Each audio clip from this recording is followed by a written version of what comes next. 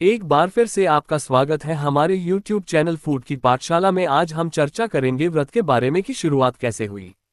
ऐसा लगता है कि मानव इतिहास में ऐसा कोई समय नहीं रहा है जिसके बारे में हम जानते हो कि मनुष्य ने उपवास नहीं किया हो। सभी संस्कृतियों, धर्मों और भूगोल के हर लिखित स्रोत में उपवास का उल्लेख है। उपवास का उपयोग स्वास्थ्य और आध्यात्मिकता के लिए किया जाता रहा है।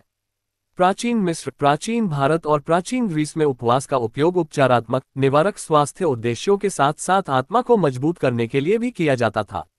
आज हम जिस तरह से उपवास करते हैं वह हमारे प्राचीन आध्यात्मिक पूर्वजों के उपवास करने के तरीके से अलग है।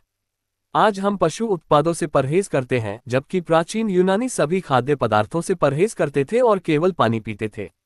यह अच्छी तरह से दर्ज है कि महान गणितज्ञ और दार्शनिक पाइथागोरस ने व्यवस्थित रूप से 40 दिनों तक भूखा रखा। उनका मानना था कि इससे मानसिक धारणा और रचनात्मकता बढ़ती है, एक धारणा जिसे आज के वैज्ञानिकों ने साबित कर दिया है। हम ये भी जानते हैं कि पाइथागोरस और उनके अनुयायी सख्त शाकाहारी थे।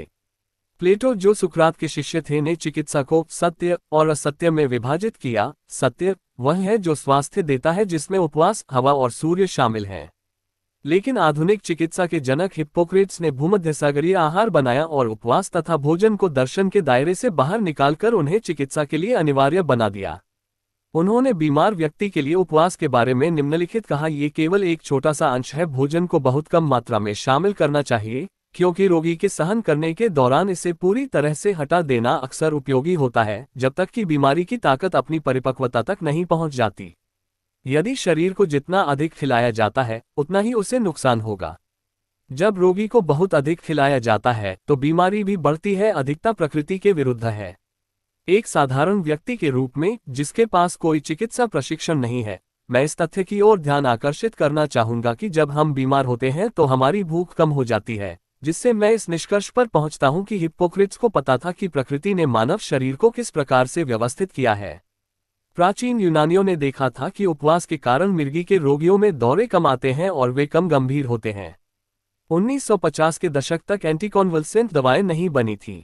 सभी संस्कृतियों, धर्मों और भूगोल के हर लिखित स्रोत में उपवास का उल्लेख है। उपवास का उपयोग स्वास्थ्य और आध्यात्मिकता के लिए किया जाता रहा है। प्राचीन मिस्र, प्राचीन भारत और प्राचीन ग्रीस में उपवास का उपयोग उपचारात्मक, निवारक स्वास्थ्य उद्देश्यों के साथ साथ आत्मा को मजबूत करने के लिए भी किया जाता था। शुद्ध मन से आप ईश्वर के पास रहने की कोशिश करते हैं, इसे उपवास कहते हैं। उपवास में निराहार रहना पड़ता, यानी बिना आहार ग्रहण करे हुए रहना पड़ता है। इस दिन आप अपना अधिक समय ईश्वर के ध्यान में लगाने हैं। व्रत का अर्थ का किसी चीज का संकल्प लेकर व्रत का पालन करना, इसे व्रत कहा जाता है। उपवास का सिद्धांत क्या है? आंतरायिक उपवास के पीछे का विचार यह है कि भोजन को सीमित करके हमारा शरीर ऊर्जा के लिए हमारे वसा भंडार को अधिक तेजी से और कुशलता से उपयोग करेगा। जबकि कार्बोहाइड्रेट से ग्लूकोज हमारा सबसे सीधा ईंधन स्रोत है, हम ऊर्जा के लिए वसा जलाते हैं जब ग्लूकोज उपलब्ध नहीं होता है। भोजन से वंचित होने के समय ऐसा और भी अधिक होता है।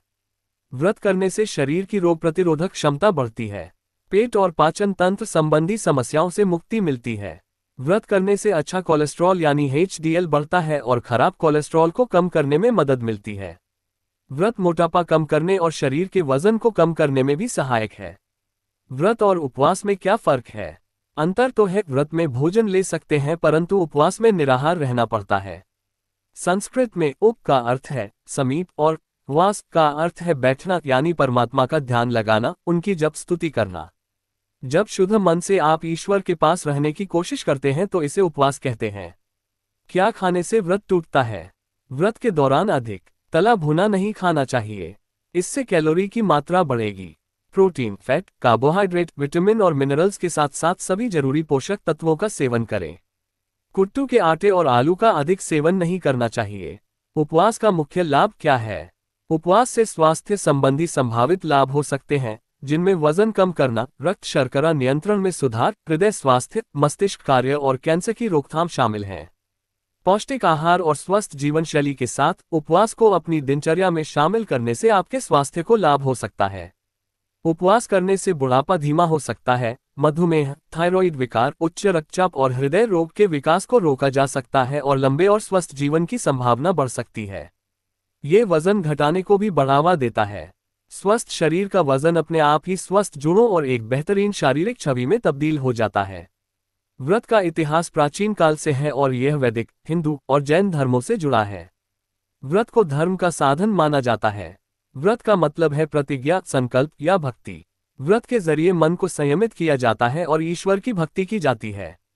व्रत से पापों का नाश होता है और पुण्य मिलता है। व्रत करने से शरीर और मन शुद्ध होता है। व्रत करने से मनचाहा फल मिलता है।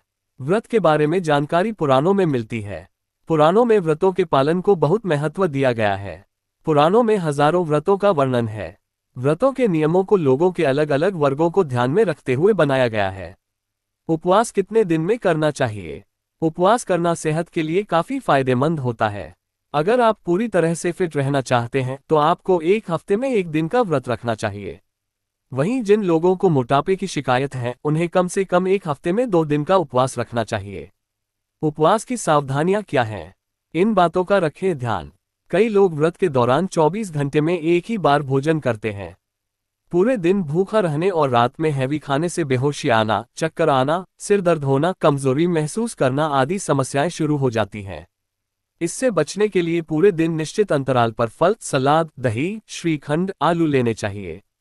हमारी ऑडियो सीरीज को सुनने के लिए धन्यवाद। अगर आपको हमारे ऑडियो सीरीज अच्छे लगते हैं तो हमारे चैनल फूड की पाठशाला को लाइक, शेयर एंड सब्सक्राइब